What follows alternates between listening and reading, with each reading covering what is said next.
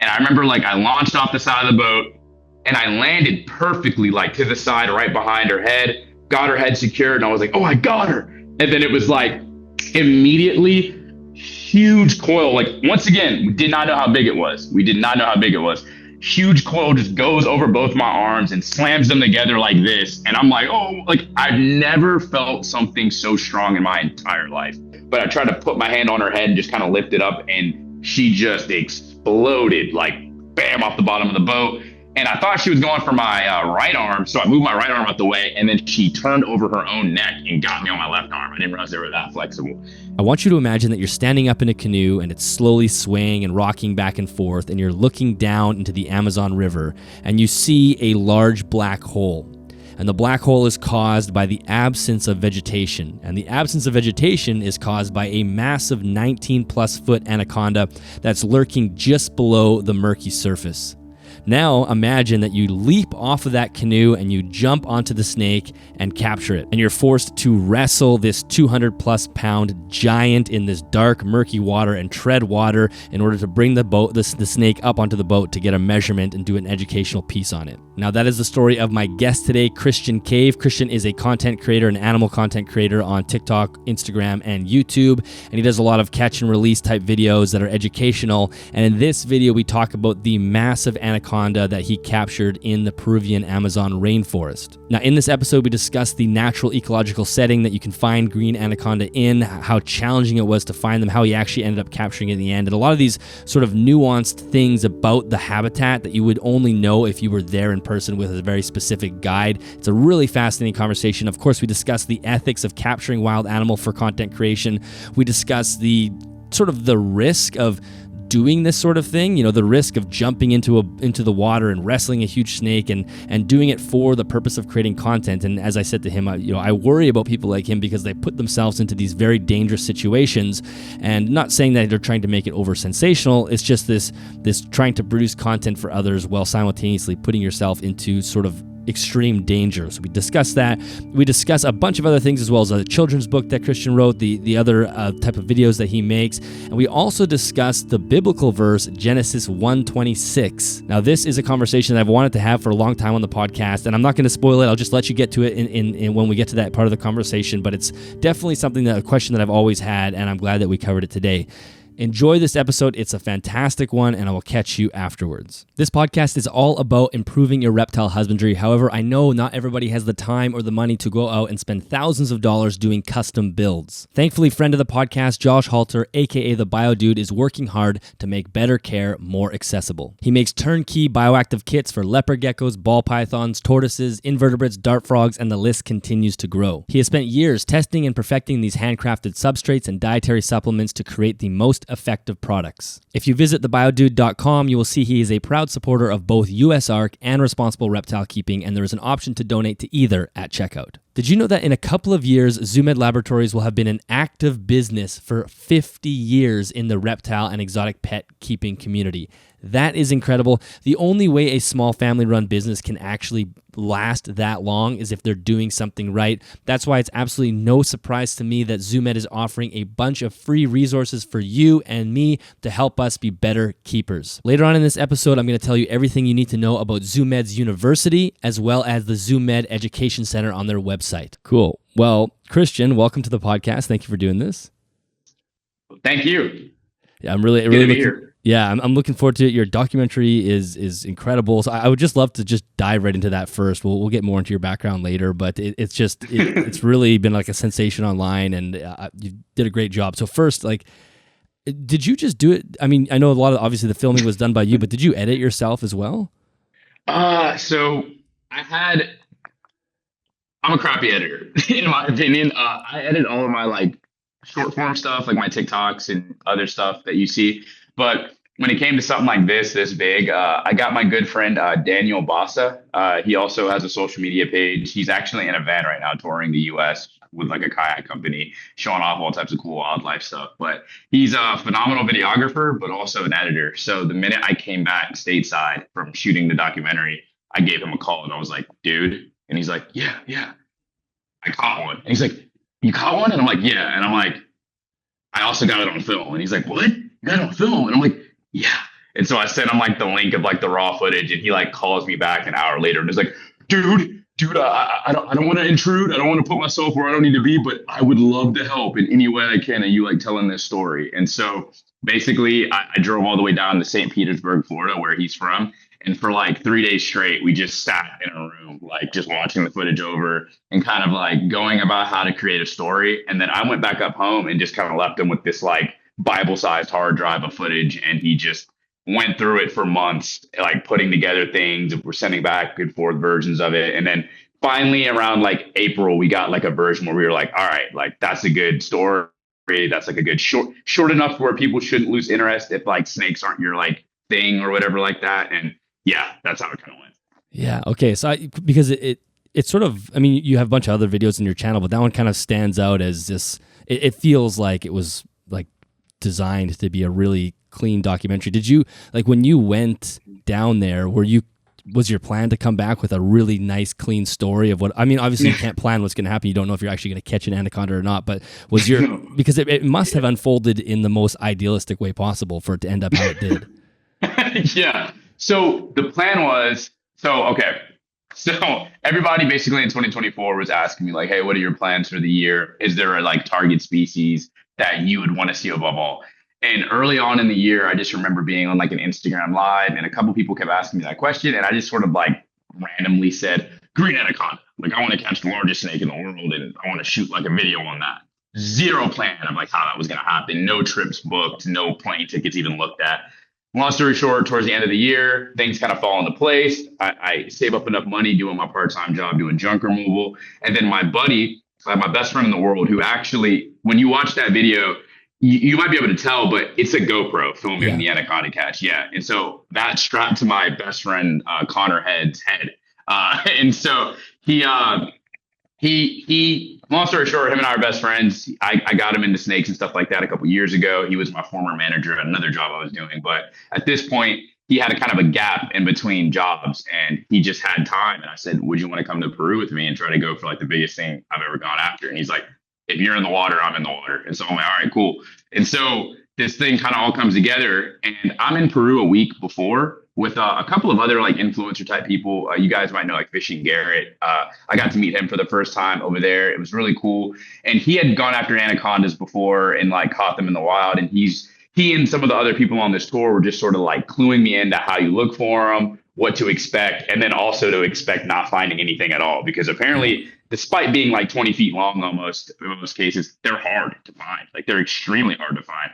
I think a lot of people think you go to the Amazon and everything's trying to eat you or come at you and it's just crazy. It's like, it's crazy being like a herper or like a wildlife enthusiast, whatever you are, because you know all this stuff is there, but you can't find it. Everything's so well hidden and camouflaged. And then in the most random moment, you'll just see a bushmaster, like, or like, you know, an anaconda just floating in the river and disappearing or something like that. And so long story short, we're there for a week. And then Connor, my best friend, comes the second week. And so that first week, I've kind of gotten the lay of the land. I've waddled all through like floating forest, they call it over there, and gotten bitten up by mosquitoes and stuff and understanding like, okay, this is going to be very difficult to pull off what I thought. I thought I was just going to come there with my camera, bam, anaconda just sunning on a log. We shoot some B-roll and then we go in for the catch it, let it go, bam, done story. Now I'm sitting here and it's like week 2 and I'm like, oh man, I haven't even seen a snake yet. So I'm like, this is going to be difficult.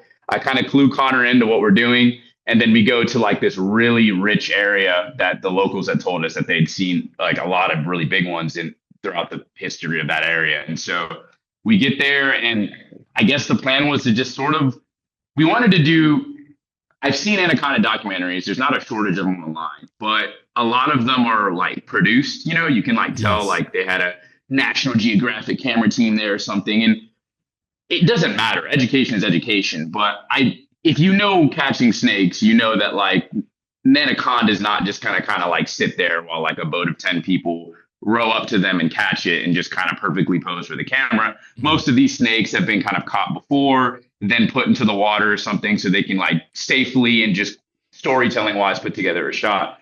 This is something where I was like, well, it'd be kind of cool to just go after one. And if we mess up and lose the snake, that's it. Like that's the video. We lost the snake, but hey, you got to see like how it really goes. And so that was sort of the idea. But at the same time, once again, it was just really hard to find the snakes. It was plenty of them were in the area. We saw plenty of tracks as you saw in the documentary, but yeah, that was just sort of my idea for it, was to see if we could get one in hand. And if we got one in hand, then I got to do all the educational stuff, talk about the snake and how amazing it is. But even if we failed, like we didn't get the snake, but at least if we just saw one, it could document us really trying to get one. It could be kind of like a proof of concept that like, oh, okay, like maybe there will be a part two someday or something. We'll come back and try to get another one or something like that. But that was my idea. Like just try to go and film something that felt like real, like just like minimal, like professional, like type thing, Yes, yeah, producer yeah. stuff. Yeah. Yeah, I know exactly what you mean. And you just nailed it by catching the snake, getting it all on footage, and then having enough good footage to put together a great storyline. So it was like every single thing, like the stars aligned in a really good way. Can you give the listeners an idea of where geographically you were? I know you were in Peru, but maybe you could kind of give Yeah. people a sense of where you were. So I was in like the lower south, sort of eastern part of the country where it sort of like starts to dip into like kind of like Bolivia and Brazil and whatnot. And so this is just like it's just all Amazon like jungle right there, or at least what it should be. Unfortunately, there's a lot of deforestation and gold mining and all types of crazy stuff going on. The entire time we were there, we were seeing gold mining going on the river like Yeah. every single morning and stuff like that. So yeah, I was in this region of the Amazon, which it's pretty remote. I remember being like 4 hours or something like that on boat ride or something like deep into the jungle before you get to like the nearest like city. But it didn't feel that remote. Like in truth, like there's a lot of people living there. I don't think a lot of people realize that either. Like a lot of people live in the jungle there. So yeah, that's where we were, and that's where most of it took place. Just in this region where, like I said, the locals told me that they've historically seen like a lot of big anacondas. Yeah, yeah, yeah. I'm partners with a conservancy that has some land in Peru. I think it's probably very close to where you were there. I know that their sort of home base maybe is like Puerto Maldonado, but they have Yeah. some land in there, and so I know how it is remote. But like you said, there's lots of people traveling, and the gold mining Yeah. and the logging is definitely a thing. But one of the things, and I always hesitate to talk about this because it sounds like it's some sort of promoting logging in a way, but even though we hear about rainforest destruction all the time, and that's absolutely true, it's absolutely happening, I think that makes people think that there's just these tiny patches of land left that are untouched. But like, can you sort of describe how vast and how huge the rainforest is? And again, this is like the Oh, caveat yeah. is we're not happy about rainforest destruction, but it is No, still a no, no, yeah. massive thing. Yeah, no, no, no, no. Like there's some drone shots that we didn't use in the documentary that look nuts. Like I would send the drone up from where we'd be in a canoe and you would just see endless from where you were sitting, like just untouched rainforest. Like nothing's out there. Like there's no nothing. Like it's just all Amazon.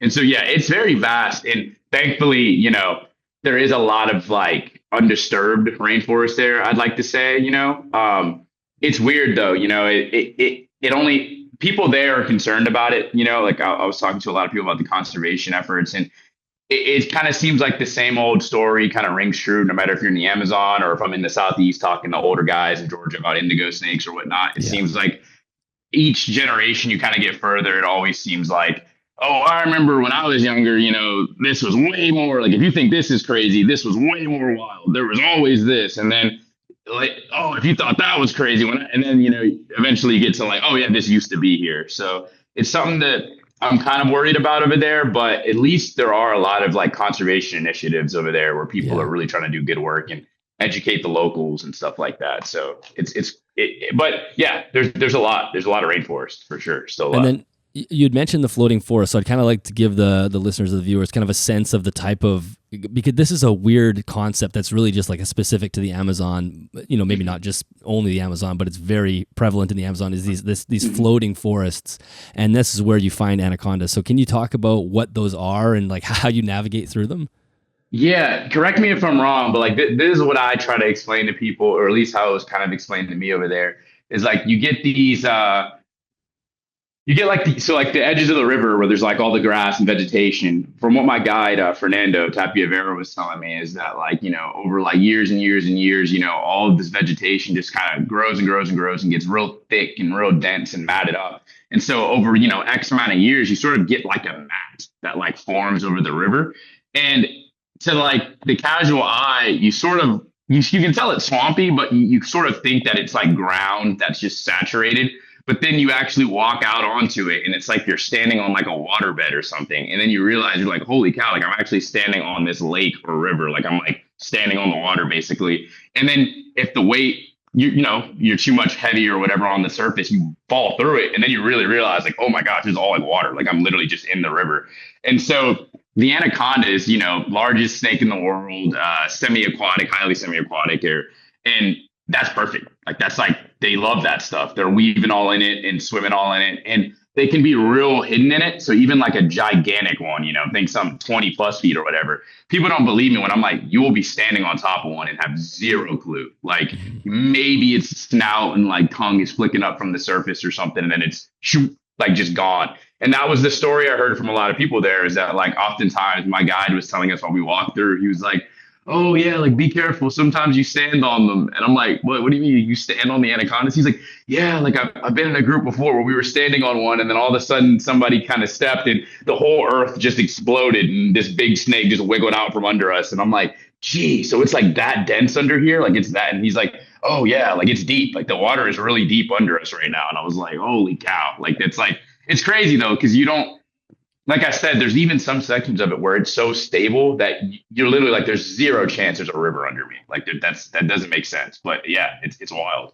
Oh man, that's kind of scary too. Just like fall. I live in Canada, so when we're talking about like walking on frozen lakes and ice, and there's a lot of like learning to. It's very similar to that, and that's why the snakes can get away with being on top of it because their weight is distributed over this long body. But humans, it's like your 150, 200 pounds feet just sink right through.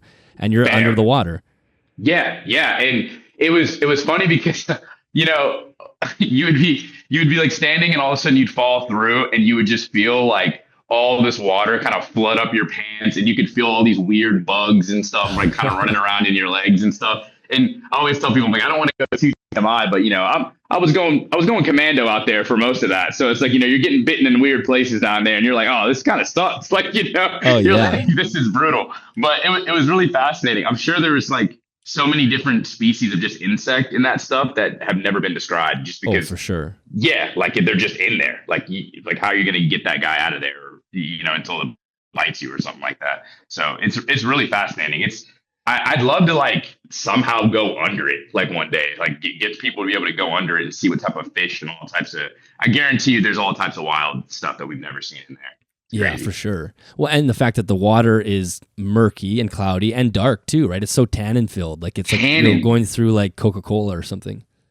Exactly. We were joking.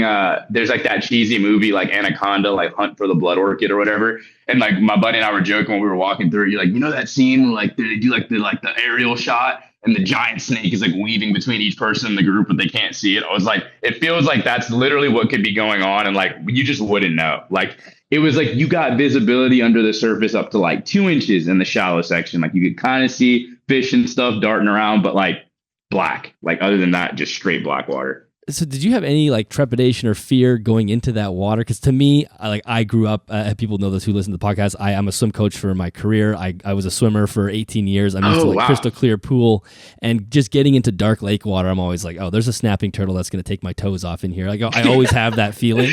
So like jumping into the dark Amazon to me is like, that's a no-no. I just don't think I could do it. Did you have fear?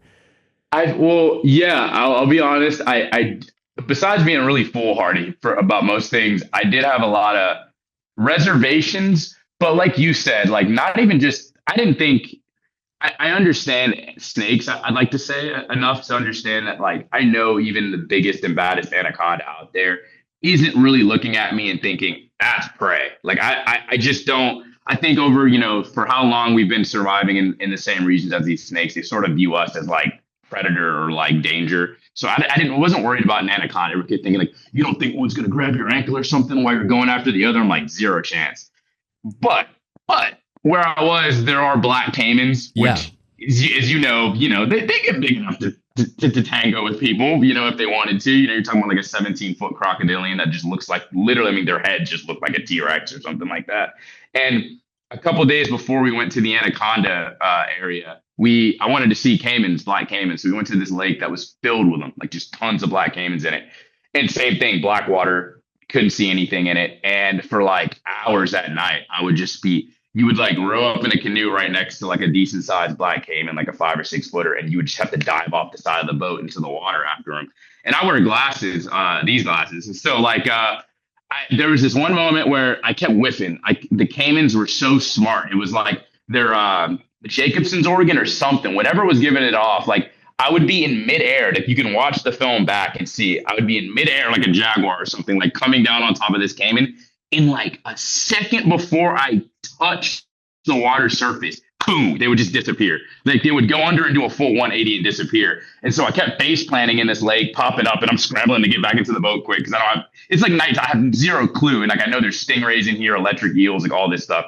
And finally, there was this one jump I had where I knew I was going to catch this guy. I dove off the boat. I get my hands on him, and he just shoots out of underneath me, and I face plant into like a tree underwater that I didn't see. So my glasses just fly off my face.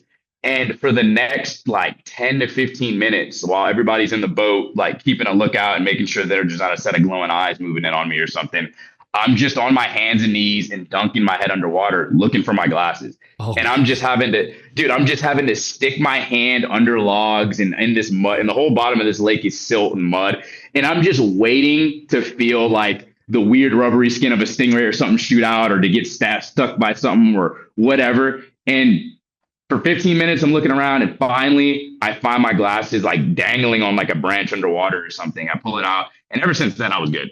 Like it just all my like kind of like I just had the most worst shock therapy like I guess you could have. And after that, I was cautious still, but I wasn't shaking anymore to like jump off the boat anymore. I was like, all right, like I think I'm okay. Like most stuff in here probably doesn't want anything to do with me. Yeah, you get that experience of or the exposure of realizing if you're flapping around in the water, most things are gone. Oh, yeah, they're just, off doing their own thing or whatever like that. But yeah, it was weird. It was very eerie, like because I'm blind as like a bat without my glasses. So like I couldn't see anything, and it's dark. And I just remember like I'm just feeling around the mud, and I'm like, this is like the dumbest thing I think I've done in like a really long time. Like it's just crazy. So next time you do this, you need to get a strap for those glasses. Because you lose them in the documentary as well. And I'm like, Dad, how are they ever going to find these things in the middle of a rainforest? The funny thing, I wish I would have said that in the documentary. That was the third time I lost my glasses in like 2 days. Like, oh my God. I had lost my glasses like 2 times. Connor each time found my glasses, and like it was just the funniest thing ever. Like after that, he was like, "You got to get that strap, man." And I was like, "Yeah, I know." Yeah, we could get you a sponsorship somewhere for for glasses straps, because you got to keep those suckers on, especially if you can't really see without them. Like, it's bad. Like, yeah, it's bad. So definitely need to just invest in the strap. The best part about providing high quality reptile husbandry is you get to develop a long-term relationship with your animal. Meet Jackson, my 18-year-old crested gecko. Jackson lives on the BioDudes Terrafauna substrate, which is one of their substrates that's specifically designed for warm biomes and humidity spikes. Like all other BioDudes substrates, it contains organic content to help support the plant life in Jackson's vivarium. It also holds moisture very well, which means humidity is never an issue, even in my dry climate. Another favorite of mine is the BioDudes Bug Grub. This is a supplement powder made from natural ingredients like carrots, beets, spirulina, oats, and potatoes. Everybody knows how important gut-loading feeder insects is, and this simplifies it for me and allows me to be confident when I feed both Jackson and my tarantulas that they're getting the nutrients they need to thrive. Also, if you have a lot of babies right now, this is a great way to help fortify the diets of neonatal reptiles. The BioDude has a ton of great educational content on both his YouTube channel and the website, all about bioactive care,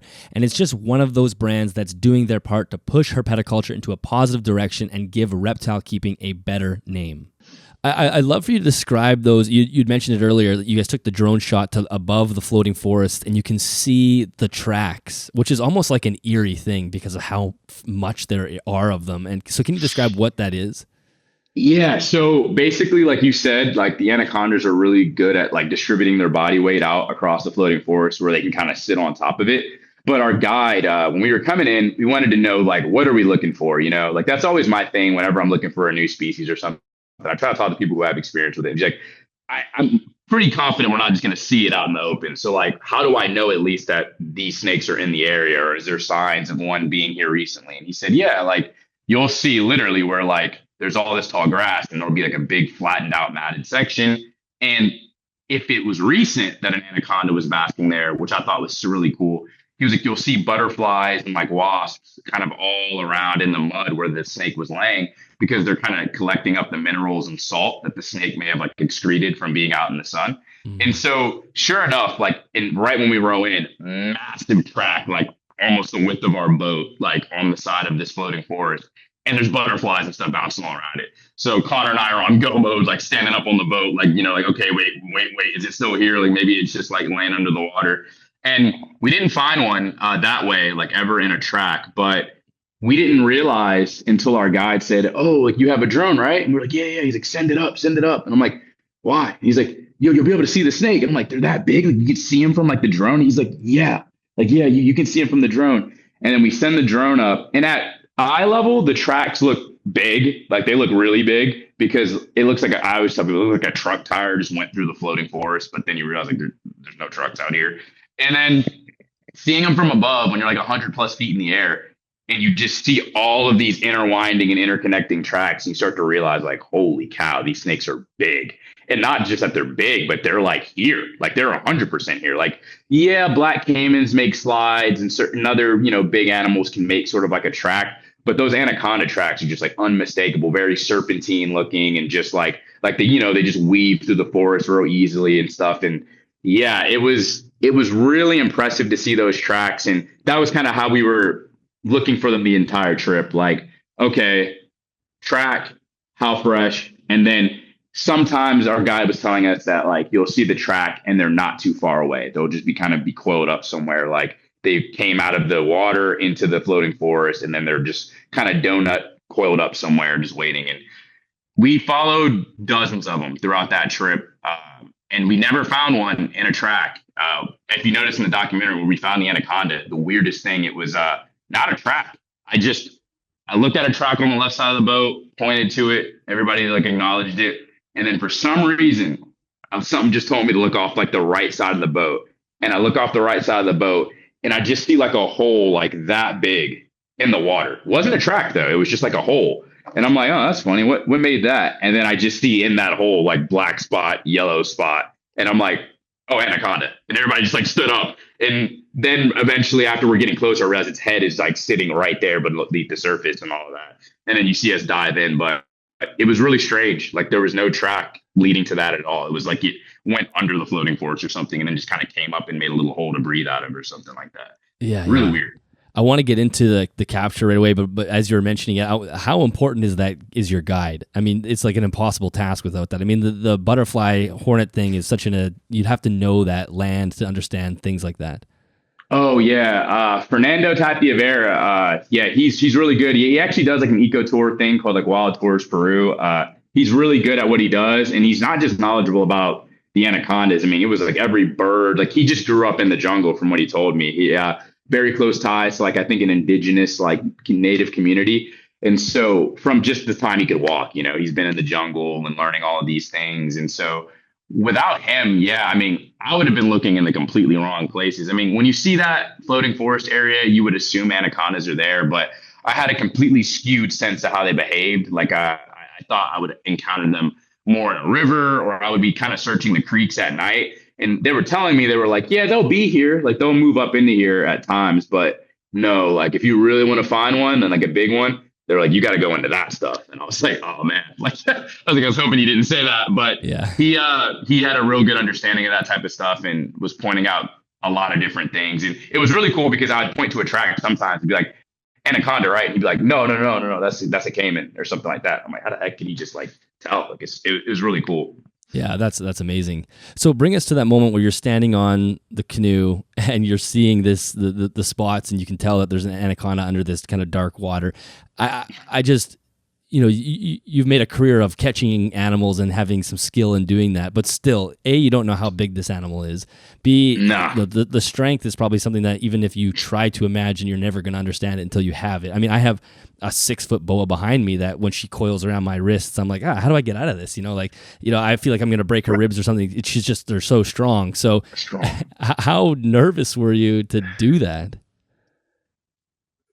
Once again, like I can't act like I was the most tough locked in guy ever. It felt it felt weird because it was like we were searching for something so relentlessly for like hours upon hours. I got stung up by bees, all the stuff you guys see in the documentary. And now the snake is here. Like it's here, like in front of me. And it felt like it was like, okay, well, I've seen it. So even if this doesn't go right, like, and I don't get to catch it or whatever, I've seen a giant green anaconda, which is like just the kid in me that's been reading about these snakes and books since he was a little kid. Like, who would have thought? Like, life goal completed right there, bucket list checked off. But now I want to try to catch it to get for this documentary and to show people how incredible these snakes are and whatnot. But I have to catch it. Like, I have to catch it. And my guide has made it very clear. He's like, that's your part. Like, he's like, I'm not, I'll be on the back end, but when it comes to dealing with the head end, like, that's you. You're the crazy guy who's out here trying to try to land one. And I'm like, okay, that's fair.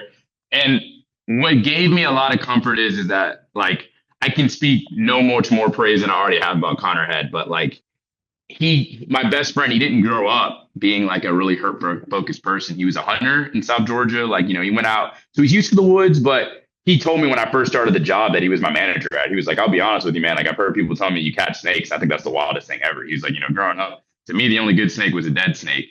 And then just a couple months later, he's out in the swamp with me in South Georgia, calling cottonmouths beautiful. And I've just kind of seen him turn into like this real wildlife lover. But also, I had him with me just because he's the only dude I know who would just do something like that with me and have my back because he knows I need it. So I'm comforted that I have him there.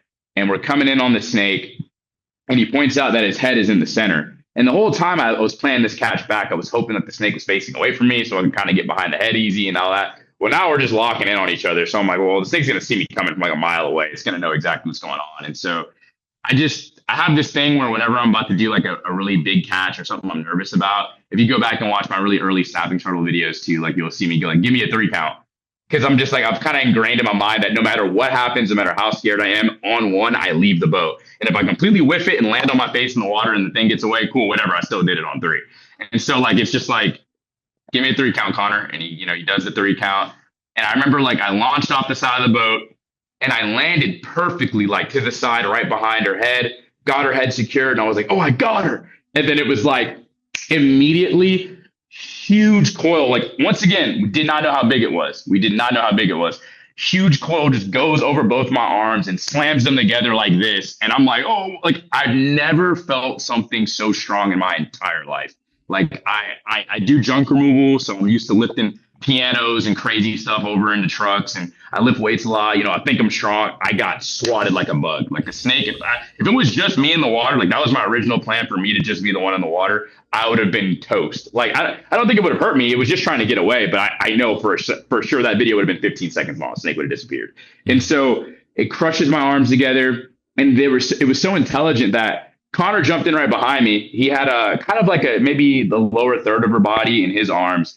And she used the top front, like maybe third of her body to push me off of her head. So like literally like against my will, my fingers are coming apart. And I'm like, how is this animal like so strong? Like I'm like holding on to dear life. And she just throws me off of her and I get pushed off. She like dives under the boat. And for like just a minute or so, it was just like, I didn't really know what was going on. I just remember holding on to her because I realized she's going under the boat into the river and I'm holding on. That's that shot you see where I'm just kind of like in the water, keeping my head above the water. And that was the other thing. I thought the river was like 5 feet deep, 6 feet deep. I was going to say, were you treading water there?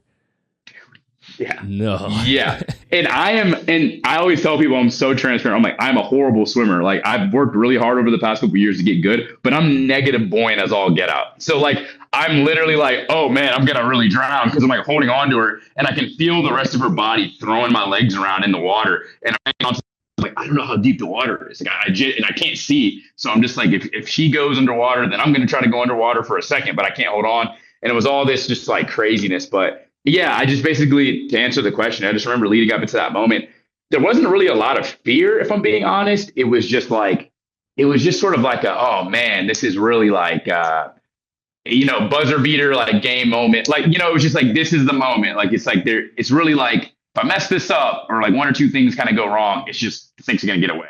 So everything sort of fell into place perfectly somehow to get it. But yeah. It's just like a wholehearted commitment to what you're about to do and not really trying to think of anything else. I just think the water element adds such a risk to it, especially for me, someone that, you know, my job is surrounding water, and I always am very water safety conscious, and to have somebody jump in to catch an unknown sized snake to potentially be treading water, like that just gives me the chills. Like it could have gone so wrong. I'm not saying this could have drowned, but you don't know. Like you don't know how long she could have held you under. Could you have choked going on the way in? Like there's a lot of things that are scary about that. If you are new to reptile keeping, then you are probably being bulldozed over with a tsunami of information. What species should you get? How should they be fed? What lighting do you need? What enclosure do you need? There is so much information to process as a new keeper, it can be incredibly overwhelming. That's why I want to tell you more about ZooMed's Education Center. You can head to zoomed.com for a growing resource of information for beginning reptile and specialized pet caregivers. You'll find care guides for beginner species, as well as how to select the appropriate lighting and heating, which is a crucial element to keeping reptiles properly. The lighting and UVB section is rich with helpful resources, both written and in video format, including the Power of the Sun video series that ZooMed did a few years ago, which is an incredibly helpful series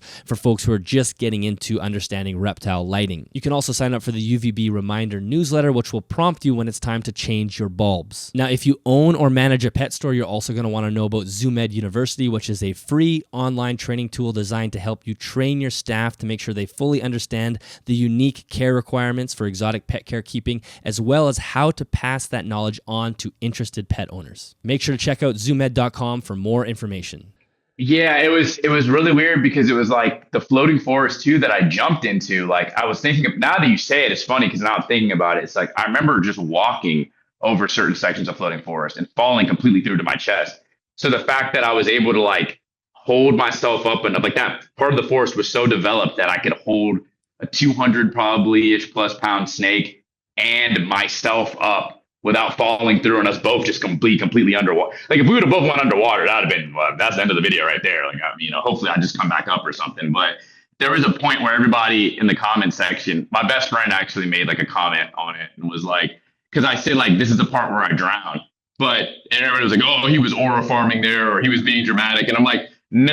Like you guys don't understand. Like at this point, all the craziness had happened, and I realized we have to get her head under control. So I swam back into the floating forest to find her head, got her head. But this time, instead of like throwing a front coil over me and getting me, I realized what she was doing. So I was kind of working her out of her own coils, but her coils were just kind of going all over my body now. So I had like a section on my shoulder and just kind of wrapped around my waist. And so I have them bring the boat now up into the edge away from the open water. And I tell them, I'm like, hey, this is the part where I drown, because if you guys don't get the head and we do this wrong, she's so wrapped around me that if I go back to treading water, I'm gone. Like there's zero chance of like holding her up with me. Like we're just gone. And so it was real. That was the one real moment where I'm like, oh man, that could have went like really sideways. If that all, keep in mind also, I don't know, you can't really tell too much from like the video, but the boat almost flipped like 3 or 4 different times. Like, yeah, Fernando, we were so caught up in the moment, Conrad, trying to look out for each other, make sure each other were good. We weren't listening to him, but he kept saying like, get in the boat, somebody else get in the boat. And we were like, why does he keep saying get in the boat? Like, we're not, like, we're good. And then we realized like, oh, like the boat's going to flip. Like the snake is so heavy that like, he's like this on the side of the boat trying to keep it like steady. And if the boat would have flipped, I don't even know what would have happened after that point. Like we'd have been in a whole different, we'd have had to swim back through the river or something like that. Yeah. Like, I don't even know like what would, it was just, it was wild. It was so wild. Like, I worry about things like that just because, you know, there's this, of course the snake will experience some stress and whatnot, but the snake's going to go off on its own and be okay. I always just worry about people like yourself, but put yourself, like, do you know how old are you? 24. 24. Are you familiar with the saying, do it for the vine? Yes. Yeah. So that's the sense I get. Like, you know, I'm not saying that you're doing it for views or things like this, but there's like an element of risk where I think sensationalism, and it's not even that I'm not even accusing you of sensationalism. I'm just saying, like, are you aware of the risk that you're putting yourself in? Because it's an amazing documentary and you see this incredible animal. It's so cool, but like that could have gone so sideways. And I'm so thankful it didn't, but it's just scary to think. Yeah, I think, you know, the part that I think about that a lot too, and it's not just that, but the bite even. Bite was the nicest anaconda bite that snake could have gave me. Like I feel so maybe bring people up to speed. You guys got it on the boat, and then tell us about the bite. Oh yeah, so we get the snake into the boat, and like you said, like the one thing that's tough about like filming film in the way of being like hands-on with wildlife and stuff like that. And I always just try to be completely transparent about it because I mean it's obvious to people who know animals. It's like the animal's stressed. Like you caused this snake that was admittedly minding its own business. It's been in the swamp for decades to get that big or whatever. And now you caught it. And it's you got it. So like now what? And so in my mind, I was like, I don't ever grab snakes like by the head. I know some people like in Florida who do the python contracting stuff. They say like, hey, this is like the easiest way to get a snake under control. Like this bam how it is. But for me, like I'm never really catching snakes to like remove them from their environment or anything like that. So typically I'm used to just more of like tailing them until they're kind of calm, and then like when they're calm, they're just chilling with me. And even when I did catch a Burmese python, like I never grabbed her by the head. I just tailed this 9-footer until she calmed down, and then she was just rocking around my neck, chilling with me, and we were walking around like just chill as can be. So this whole experience of grabbing this snake and kind of having to wrestle it and all that just felt it just felt weird. Like it felt bad. So the minute I got into the boat, you see in the video, I immediately like let go of her head. And I'm trying to do this. Like she's way too heavy, but I'm trying to handle her. She's like she's a corn snake or something, like trying to like get her to go through my hands. And she just flops out of my hands onto the bottom of the boat. And she's like coiling, like kind of in on herself. And so I'm trying to like show off like those beautiful like orange markings on the side of the face. And I'm kind of going into my regular educational thing. Like this is your neck, these burns, screen, and all that. And then you see her head just kind of laying there in the boat. And I assume that she was tired and kind of now is like, maybe like, all right, I don't like this, but he's not trying to eat me. So like, maybe I can chill out. And I put my hands right behind her head by mistake. I should have maybe tried to come up under her head, but I tried to put my hand on her head and just kind of lift it up. And she just exploded like bam off the bottom of the boat. And I thought she was going for my right arm. So I moved my right arm out the way. And then she turned over her own neck and got me on my left arm. I didn't realize they were that flexible. And so it was like, it all happened really quick. And I had kind of mentally prepared myself for a bite that, these snakes have hundreds of like hooked teeth that turn back into their throat. And the snake, if I catch one the size I want, it's going to have really big teeth. And if it bites me, it's going to be really bad. And there's a video, I don't know if you've seen it, but there's like this old grainy video from like the early 2000s. I remember watching it as like a kid on like YouTube with these like firefighters, I think in like Brazil or something. And they're getting this anaconda out of a village and it bites one of them. And they have to like peel the snake's face back off of his arm. And it's just like the most messed up, horrible thing. This guy's screaming in pain. And so in my mind, that was like the video I thought of in my head while we were looking for him. I was like, man, I really don't want to get bitten by an anaconda. And the whole time when we get in the boat, I'm like, I didn't get bit. I didn't get bit. Like my whole head, I'm like, oh, I did it. I didn't get bit. And then all of a sudden it bites me and I feel its teeth just latch into my arm. And out of like habit, I sort of pull away, but I remember like trying to tell myself, don't yank away or it's going to rip like super bad. And so I just kind of pulled my arm back and luckily she just kind of mouthed me. It was really weird. Like I didn't yank my arm out of her mouth. She just sort of like teethed me and then let go. But even just that small bite, I mean, pouring blood like immediately. Yeah, it's like she didn't actually close her jaw down. It's just like her jaw was open and the teeth cut you. Yeah, like just kind of like grazed me or something. And I could feel some of them. Like I felt my skin pull, and I have some like crazy screenshots where you can see my skin getting like pulled way back by the teeth. But she didn't nearly do what she could have done. And so long story short, I get bitten. And watching that back, I realized I was like, man, like if she would have really got a solid bite and like a grip and then maybe even threw a coil into that and held on, I don't even know if there would have been in like the rest of that video, like the documentary, because I think for the next like 10, 15, however long minutes, we would have been trying to like, get her face unlatched off so I could like get my arm out. And then by that point, who knows how much more messed up my forearm would have been. I don't even know if we would have been able to. I remember Connor was really worried. Like he was like, I did the whole video. Like I barely felt it because we just still had so much adrenaline. So I'm like, oh yeah, it bit me. And we keep going. And then we stopped and we're like, okay, let's get her to land, film, and then release her as fast as we can. He's like, hold on. Like, look at your arm. And like my arm's just streaming blood. And it was weird. I don't know if she like popped a vein or something, but like there was these really like 2 or 3 big lumps like on my forearm where the teeth punctures were. Like it was really weird. Like my skin was just really raised there. And like it stayed like that for about a day or so. And like I just remember he was like staring at me. And when I wiped the blood away, like and like it finally calmed down, you could just see the clear. It was so cool to me. Like you could see like a very clear like mouth imprint. Like it was just like wild. Like she tagged me so clean, but very gently, like just it was like she just let me know what she could do and then just stopped. It was really weird. Just a little reminder. Yeah. I'm still the king. I'm still like the queen of this area. Like it was crazy. So back to your point, like, yeah, when I film videos like this now, and that was such a learning experience, I realized like, yeah, you can't get complacent. And I had people on another podcast right before I went who have kept anacondas before. I was on like a keepers type podcast. They told me, they were like, hey man, like you're leaving for like, Peru in like a month, right? And I'm like, yeah, I'm leaving. They were like, you said you're going after green anacondas? And I'm like, yeah, I'm going after green anacondas. They were like, do not let your guard down. And I was like, what? They were like, you're going to get it and it's going to be calm. And then I was like, it's going to be calm? They're like, yeah, it's going to chill out. And then the minute you least expect it, they're going to explode. Like they're just so like, they'll just explode out of nowhere and bite. And they were right. I thought I'd like, got the snake and it got me. Yeah. There's definitely a risk. Have you had lots of people, because I think, there's like you mentioned, like the sensationalism. There's people, catching animals for TV or social media or whatever it is. I think there's different layers. There's people that don't catch at all and just show the animal in the wild. There's people that do catch to do the educational thing more like you do. And I think then you get into like, I think about Steve Irwin, where people would get flack for almost antagonizing the animals, not always, but sometimes to elicit a defense response or some sort of like, yeah. So now you're trying to antagonize it. So that's like another level of, is that the right thing to do? I don't think you necessarily go that far. I think you just, you're catching the animal. Like you said, there's going to be stress. Have you had people in the comments, like the video's been viewed like almost like 250,000 times or three quarters of a million times. Have you had people in the comments saying like, this is not nice or not right? Or Yeah.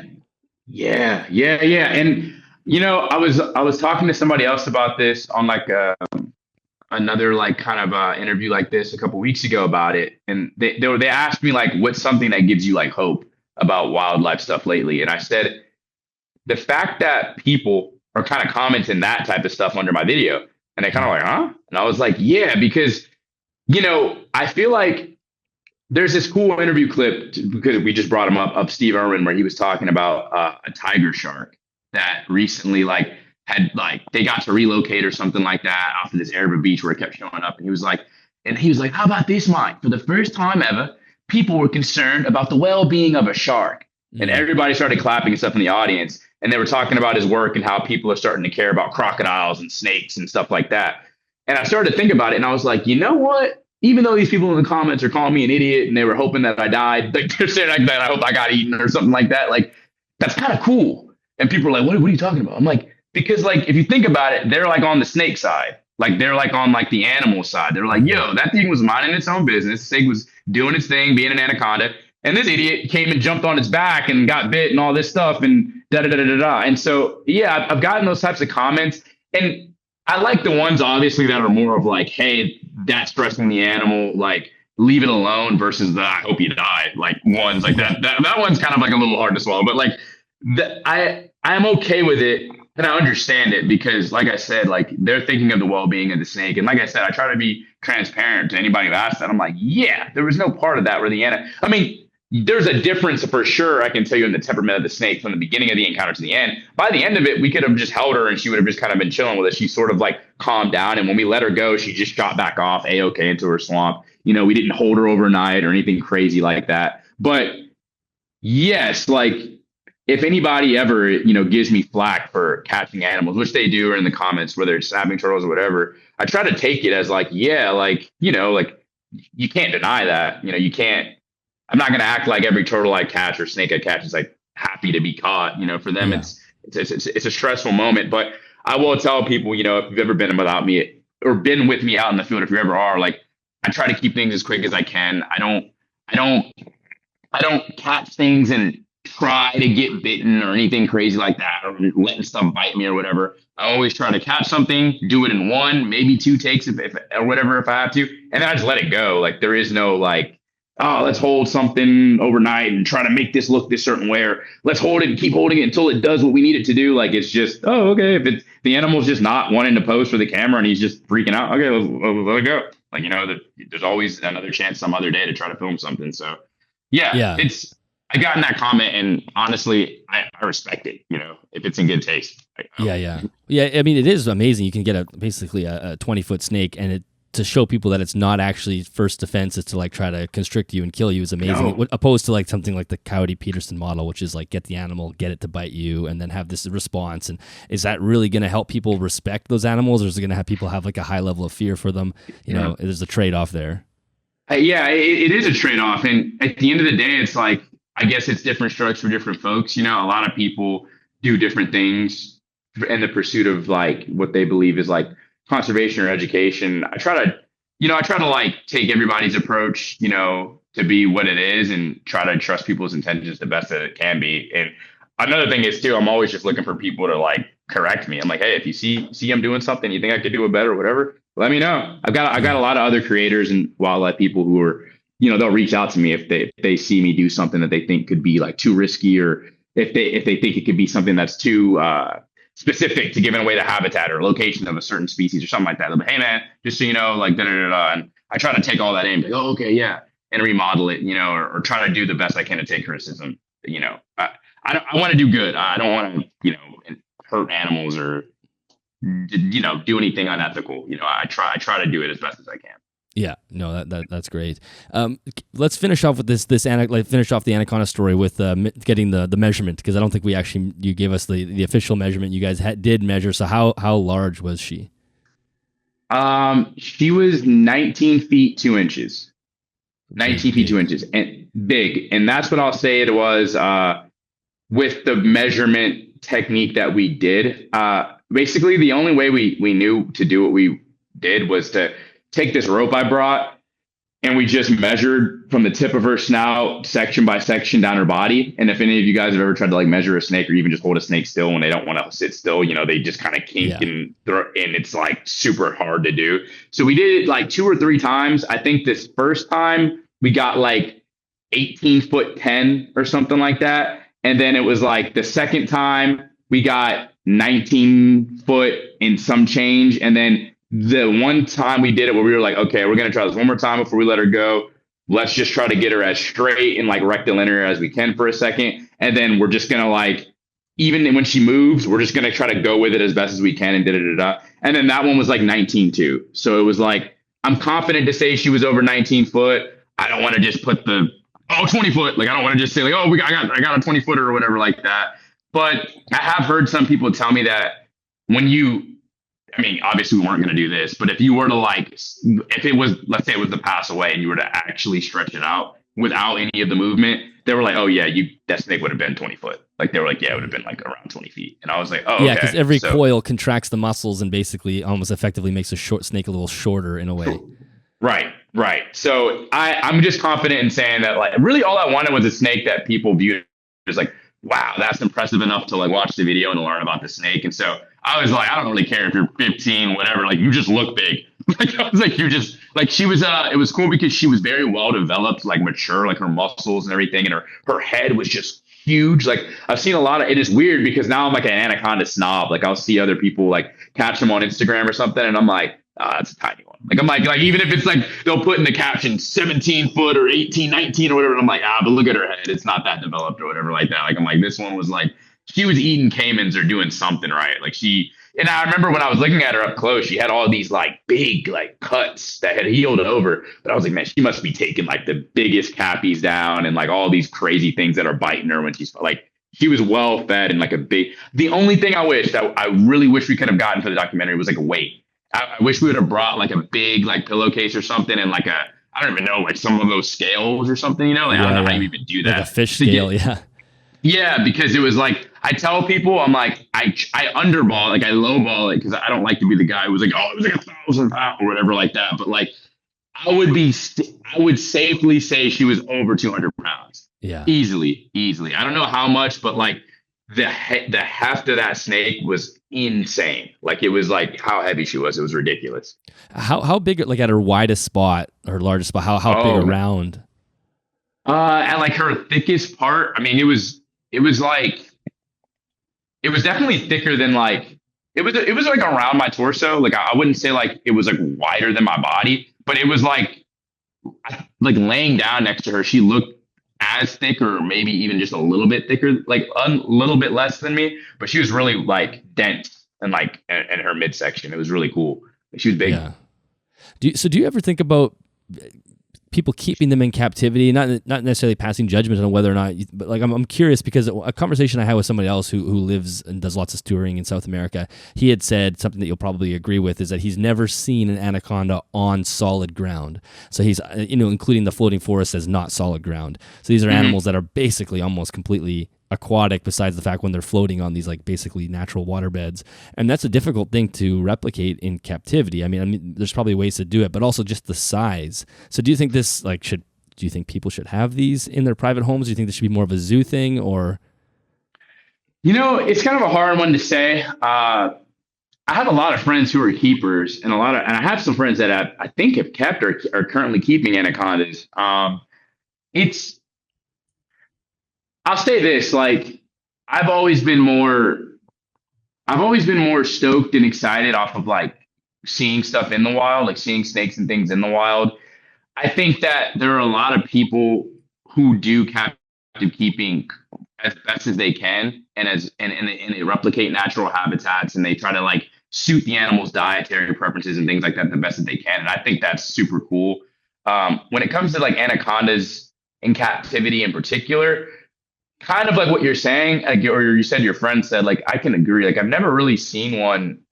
I've never seen one now that I know what they live in. Because as a kid, only like perspective I had of anaconda's habitat was from books, documentaries, or literally the zoo or aquarium. right. So I was just kind of thinking that they were always in like water like that, or just kind of like big plots of water or whatever. Yeah, I've never really seen an enclosure that I would now deem like, oh, that's like, yeah, that's like great for that snake. That like, yeah, it has like a floating forest type replicant that it can do. I don't know how you would even do that in captivity to get something like that even remodeled. But it's hard to say. I don't want to say like, no, they shouldn't be in captivity, because I think a lot of cool educational stuff happens from like people going to the zoo and getting to see like large constrictors and stuff like that up close, and it brings fascination. I mean, there's literally, I don't know, a bigger or better centerpiece for reptiles than an anaconda, maybe a crocodile or something like that. But like, that's something that's going to get people's attention. But yeah, that's a difficult question. I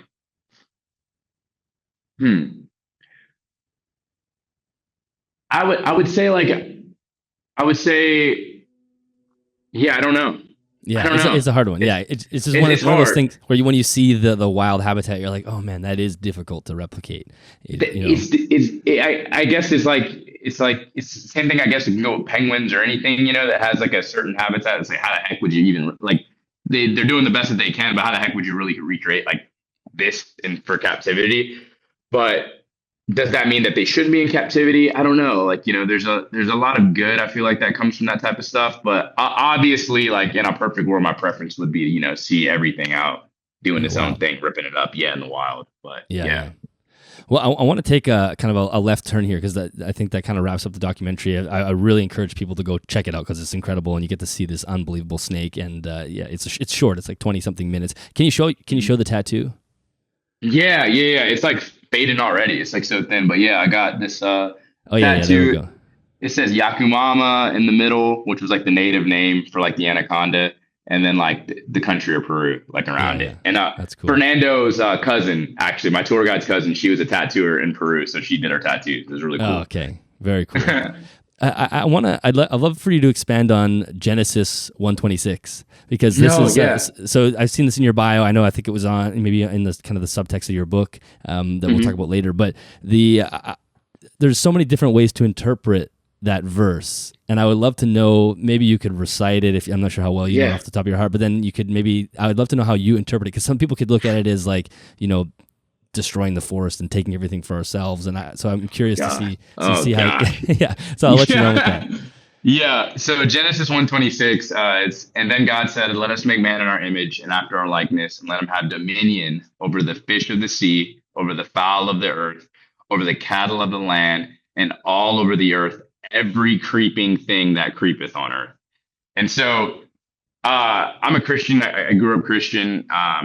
That's my faith that I tie to, and I tie a lot of my appreciation of wildlife in general to just the beauty of it. And when I read Genesis 126, I was like, oh man, like that to me embodies what I think like conservation ultimately is having dominion. And like you said, some people translate that verse only into being just the use and exploitation of natural resources or wildlife. But to me, I've always thought of the word as dominion. I always think that's like a silly, like crazy argument because I'm like, when you have dominion over something, like when you say like a sovereign dominion or like the dominion of a country or whatever like that, it's the implication is that you are controlling or protecting something for its well-being, not just for its use. So in my mind, when I read that verse, I'm like, okay, so then that is God telling man almost as like an instruction or a commandment, whatever you want to call it, is to this is what like I've given you, the natural world and the wildlife that's on it. And yes, there's going to be use of it. You might use paper to make or trees to make paper or whatever, fish to eat, but it's not to just do that until it's destroyed and all gone and just wiped out. And I think that's just like it's a weird. Whenever I've seen people use it just in the context of, oh, that means I can eat whatever I want. It's like, oh, well, yeah, I guess, but also like if eating whatever you want to a certain degree limits that thing to even exist anymore, like how. I feel like that's like cognitive dissonance to not think that like you also should be commanded to conserve it and to protect it. And so in my mind, like I use that verse all the time in just my head to just kind of like I think it just embodies like what I'm trying to do, I guess, with like, because, like a lot of people will put like Philippians or something in their bio. And I was like, well, what's a verse that really means a lot to me? And I'm like, oh, well, this is kind of like been the verse that like applies to me for like what I'm passionate about in life in general is like just trying to get people to want to have dominion, like protecting and conserving like wildlife that's on the planet and to care about it and to care about its well-being. Because we don't see, I mean, it's a lot better. I feel like now, but I feel like people are a lot more aware, but even still now, there's just certain laws in place and things like that. It's just cooking wildlife and it's sad. Mm-hmm. It's a shame. Yeah. I think that's a great answer because I do see the sort of exploitative interpretation of it where people, whether they're Christian or they're not Christian, people get mad at Christians for thinking that it is an exploitative thing where you get to just use the animals how you use them. But I think interpreting it as you're responsible for the well-being of the natural world, I think is exactly right. Yeah. And that's how, whether you're religious or not, that's how we should interpret the natural world. Yeah. It's like I think, in the beginning of the verse, it's saying, let's make man in our image and after our likeness and let him have dominion. It's like, okay, it's like if we're supposed to be made in the image of God and he's giving us this dominion over the wildlife of the planet, it should be intrinsically obvious, I feel like, to us that we should be protecting what he made versus destroying it or just thinking that thanks, let's use it however we need to. It's like, all right, well, I don't know. I get it. I guess everybody can read and interpret things their own way, but I feel like it's a good idea to do the opposite of exploitation. Yeah. It's a stewardship of the natural world. And we're going to use the natural world to some extent, but if we can figure out ways to not overuse and to make sure that it replenishes, that's what we want to do. Yeah, for sure. Yeah. Have you had any, you had the anaconda bite. Have you had any other like close calls or risky things of catching wild animals? You do a lot with like snapping turtles or the caimans and whatnot. Have you had any, near misses or actual incidents? I've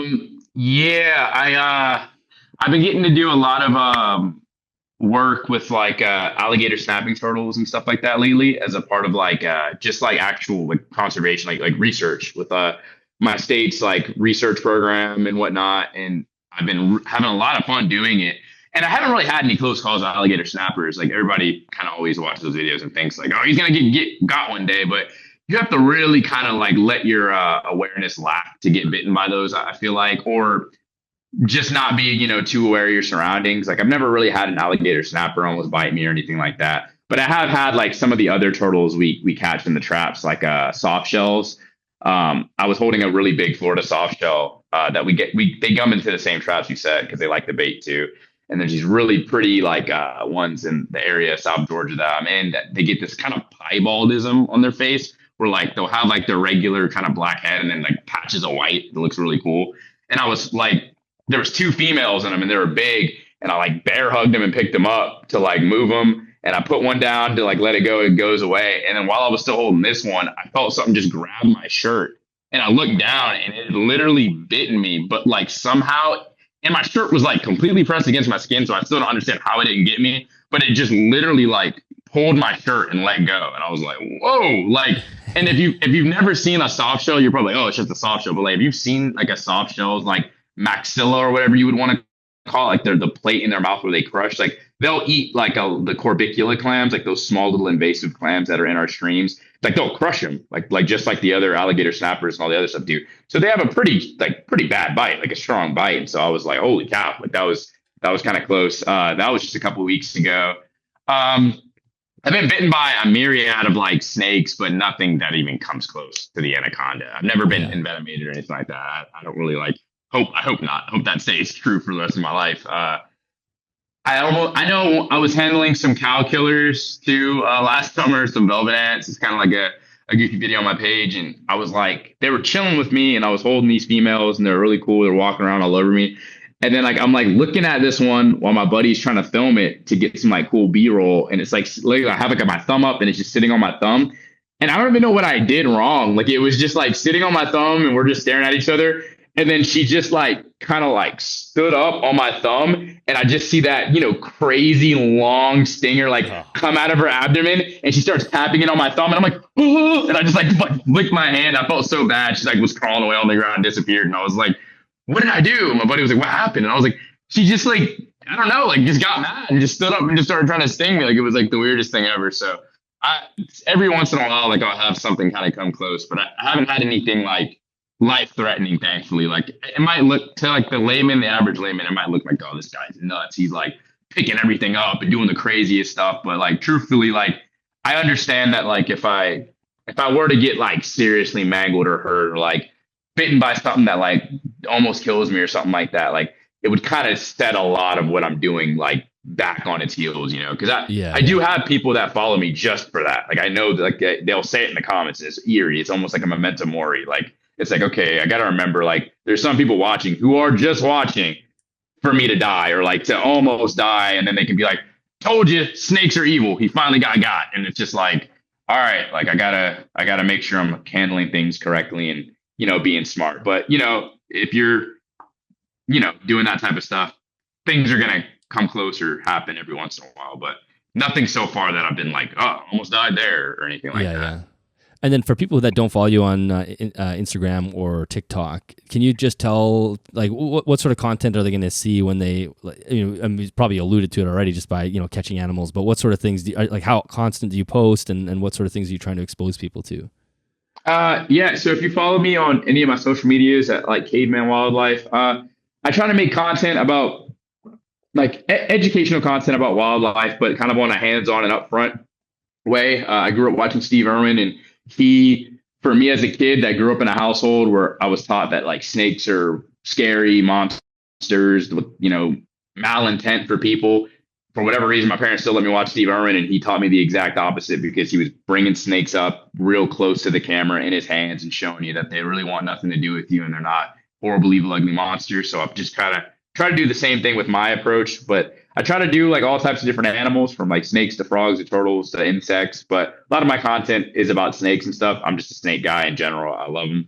So yeah, that's the type of stuff you can expect to see. I've been working on trying to get out more YouTube videos and things like that lately. It's just kind of, like I said, I have a part-time job that I'm fried like after like physically. So like sometimes it's hard to like go right out of work, go edit or something like that. But I plan to keep putting out YouTube videos, and I want to start trying to do more like immersive, like kind of like spending like full days out in the wilderness and like just showing you guys everything I come across. Because a lot of the times my videos are focused on like a specific animal, but while I'm trying to find that specific animal for the video, I'm coming across tons of cool stuff that I just don't really show you guys. So yeah, you can kind of expect that type of stuff. Maybe some camping and like kind of bushcraft type stuff too coming soon. And that's what I want to do with the fall time when it starts getting colder here and whatnot. Yeah. And I'll tell you, from a keeper's perspective, we love seeing animals in the wild, especially if you're not in that area where those animals are native to. It's nice to see like, okay, what is that animal? Where are you finding those animals? What sort of habitat does it look like? What sort of plants and ecological niches that animal fulfilling? Because of people like myself and a lot of listeners of the podcast are trying to do our best and continue to ramp up our ability to care for them in captivity and constantly trying to replicate nature. any of that footage is like gold for us. We're like, okay, what is that animal like? What's that king snake doing? How does it look? So I would love to see more of that from you. And then like, was this always a plan for you? Was this like, did you have an idea of wanting to do this sort of content, or did you just fall into it naturally? You know, so like I started the page in 2019. I just graduated high school, and growing up my whole life, I was always into bugs, always into this kind of stuff. I've never gotten to keep reptiles. My parents, that was the one thing they drew the line on. They're like, there's never going to be a snake or a lizard or anything in the house. But I would beg them every year on my birthday for like a Leo or like a crested or like a Woma python or something like that. And now, but they did give in on insects. So like I grew up keeping like all types of praying mantises.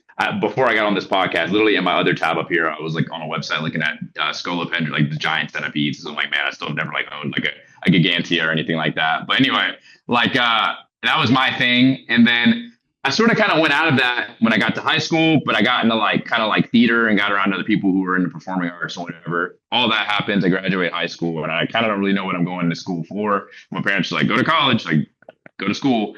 And I just started chasing water snakes in my neighborhood all summer again. And I was like, man, I forgot how much fun this is. And I'm like face planting in creeks and I'm never catching them, but this is like a lot of fun. And then whenever I would catch something, I kind of just take like a quick little like Instagram video and be like, hey guys, this is, Nerodia Sipodon or whatever I caught. And my friends would just be like, you should do that. Like, you should do it. I'm like, what do you mean? Like, you could like create like a TikTok and like be like out there. You'd be like that Australian guy. And I'm like Steve Irwin? Like, yeah, like Steve Irwin. And I'm like, that's all you had to tell me. I'm like, dude, that's like the GOAT. And so I started like kind of filming these really bad videos. Like if you go down to the bottom of my page, like they're just so like chops to me, like watching them, like I cringe so much. But I think I like archived most of them because I'm like, these are just so bad, like the handling or like how I'm doing things. But it was fun, and I was doing it with my best friends and whatever, and they were helping me film stuff. And yeah, it just kind of started to slowly fall into place. And then it wasn't my parents like greatest thing for me. They were kind of like, what are you doing? Like, you're catching snakes. This is crazy. You're going to get killed. And then, my brothers thought I was wild. And then it wasn't until kind of like maybe last year or with the anaconda thing where they were like, well, you told us you were going to catch an anaconda one day and you did. Like, they were like, I guess this is like what you're doing now. And so I'm just kind of trying to figure out, like, I still don't really know what God has in store for me or where life's going. But if I can just hopefully see a couple of more target species, and then that's it, I'd be happy with it. I don't know. I'll work a regular job or do something else. Like, I don't know. Yeah. Well, the one thing I was going to say is just on camera in the documentary, you're very good on camera. Like it seems like you're comfortable on camera, and it's a skill to be on camera. So it came off really well. And even though it's like the one huge documentary, I'm hoping that there'll be more in the future of things that are similar to that. And do you have any kind of in mind, or you don't have to say if it's a secret skill? Yeah. So there's once again, I feel like I'm doing the anaconda thing because I have zero idea of how this is going to happen. I've talked to like a handful of people and I kind of see how I might be able to pull this off, but I just also got a new car to do more of like outdoor stuff. And so like that's expensive and whatnot. So we'll see how this all plans out, but I'm grinding for you. I'm grinding, guys. I promise. I really want to do King Cobra documentary this year. And I want to go to like Bali or like deep Indonesia or somewhere, and I want to go to like somewhere where the locals really have that really cool like spiritual connection to them, and where they like handling them in such a fascinating way. And then I want to kind of show that, talk about like how they view them over there and the cultural implication. And then I'm going to actually go out into the jungle and find like a true like big like cool like nice sized king cobra and get to like talk about those guys because they're incredible. While I'm over there though, there is the most beautiful praying mantis species like in the world that I would die seeing in person. Like that was the one thing in the Amazon that people didn't really get to see, but I found now I've seen 2 species of praying mantis in the wild that I never thought I'd see in the wild. And the craziest thing was seeing a Coerodotus, which is like the hooded leaf mantises that look like a big leaf. They have like the really crazy shield on their neck. I had finally got to keep them in captivity in 2023. And so I had like 6 of them in my bedroom. And there's like the first mantises I kept in years. And I was so stoked that I finally got my hands on them. And then in March of that same year, I went to Ecuador and found one on a bench right next to me, like 5 minutes into my trip into the Amazon, like my first trip out of the country. And I remember losing it. And the scientists I was with were like, what? I'm like, that's the mantis. And they're like, oh man, you found it. And so like, if I'm over there looking for king cobras and I get to try to go after orchid mantises and stuff like that too, I want to try to figure out if it's even possible to like film a bunch of different videos at the same time, because that's truly where my heart beats from. Like some of these manises, like are just so fascinating to me. I take them over snakes, if I'm being completely honest. Like some of these like things like that would be crazy. But if I have to pick one and like really zero in, I really would like to do something with king cobras or just something Asiatic because I've never been out there that far. But also, my buddy brought up a really good idea that might be a little bit more doable this year, where he was like, you seem like you found a lot of caimans on your trip. Like you said, you found like 3 species in one night. And I was like, yeah, I almost got all 4 of the caimans in South America, I think, or besides the Yacar caiman in Brazil, like in one night. And he was like, you should do like a documentary on caimans. Like nobody's like really put out like a cool caiman documentary. And I was like, that would be cool. Like, what if we like went for like a really big, like 17, 20-foot black caiman in like Bolivia, but then also included all the other smaller caimans or something like that. So caiman or king cobra, there's like ideas I'm tossing up, but regular content that doesn't require me to like travel, you guys can expect a lot of like native southeastern snakes. I want to do some stuff with like diamondbacks and pine snakes and stuff like that, but like more in depth, long form videos for YouTube. Like I'm really trying to show off a lot of love to native species here in Georgia. So yeah. Cool. That's awesome. And so why don't we wrap up? Can you tell us a little bit about the book? I only just vaguely saw it, and I would love to know how that came about and maybe tell the listeners what that is. Yeah. So I wrote a children's book called A Day in the Life Snakes. A Day in the Life is like a series from with Macmillan Publishers. I think it's called like Neon Squid Books, and they write children's books, but it's really cool because like they put the book format and kind of like from sunrise to like night. What does sharks or what do big cats or what do snakes in this case get up to all day? And so they kind of approached me. They were like, "Hey, we want to write a book about a day in the life of snakes. Like, we'd love for you to write it. Would you be interested in something like that?" And I'm like, "Yeah, that is amazing. But just so you know, I see that you guys have like all of these actual accredited scientists writing your other books. I'm nobody." Like, I was like, I'm just a weird guy who likes snakes. And they're like, no, like, trust me, we know we've like researched you, but like you're really passionate about it, and we think it'd be good. And so I'm like, all right, cool. And in my theater experience, I had written like children's plays and stuff for projects. So like I was like, oh, this is kind of cool. Like, this is what I used to do in theater. And so for a couple months, I wrote this book. And if you read that book, it's a kid's book, so adults, you'd have to lower your expectations. It's not the most thrilling read as an adult, but I put a lot of like I thought of the book as being mainly for people or kids who are in America. So I tried to put a lot of like American species, because that was one thing I remember being as a kid that I would kind of get annoyed when I read snake books, is that every time I crack open a snake book from my local library in elementary school, it'd always be like the banded sea crate, anaconda, maybe an eyelash pit viper, and then king cobra, of course, and stuff. But it was always stuff that I'm like, yeah, this is dope. But like, when am I going to see this? Like in my head, I'm like, well, I'm never going to see this in person. Like, I want to see like garter snakes and king snakes and stuff that I can find in my backyard and learn more about those. And so I tried to put in like hognose, eastern indigo, like different things where like kids are like, oh, that like kind of lives in my backyard, and now I might kind of care that this area stays good because these little guys are in my area or whatever like that. And so I thought it was a lot of fun. It was just cool to write like a children's book and whatnot. Oh yeah, I'm gonna have to pick up a copy of it. I have two young boys, so okay, they'll definitely love that. So I'll have to order a copy. And the illustrations are really cool. Yeah, Rebecca, I think her name is Rebecca Mills. She did like an incredible job. Like I was like describing her. I was like, yeah, the timber rattlers, like they wrestle for a partner. So if you could put them in, like, she did it like perfectly. It was so cool. Yeah, very cool. Awesome. Well, Christian, this was an amazing conversation. It's just you have a wealth of experience with these things, and it'll be super cool to watch the channel kind of continue to progress over the years and the content continue. I'm sure you'll keep making them, because if that was your first big one, I know you had a few kind of smaller ones in the channel, but that was your first real big one, and it went so well. So thank you for being on the show. Is there anything you want to say before we wrap up? It's okay if not. Yeah. No, yeah. Yeah, I gotta like procure something. I don't know. No, I was just gonna say thank you so much for having me on, and thank you so much for being so flexible. I know I kept being like, no, this day works. Wait, no, actually, like this. I was not trying to blow you off at all. Like, I really appreciate your time, and it's always cool when people actually care about the story. So like, I love talking about this kind of stuff. Yeah, no, I was happy to be flexible. And can you let everybody know where they can find all this content to make sure that they know where to go? Yeah, I made everything across the board, I think, Caveman Wildlife. So if you look up Caveman Wildlife, you'll get a hunting company in Texas, and then you'll get me. So I'm the other one. But yeah, my YouTube, my Instagram, my TikTok, all that stuff is the same. If you're trying to keep up with me more regularly, for sure, follow me on Instagram.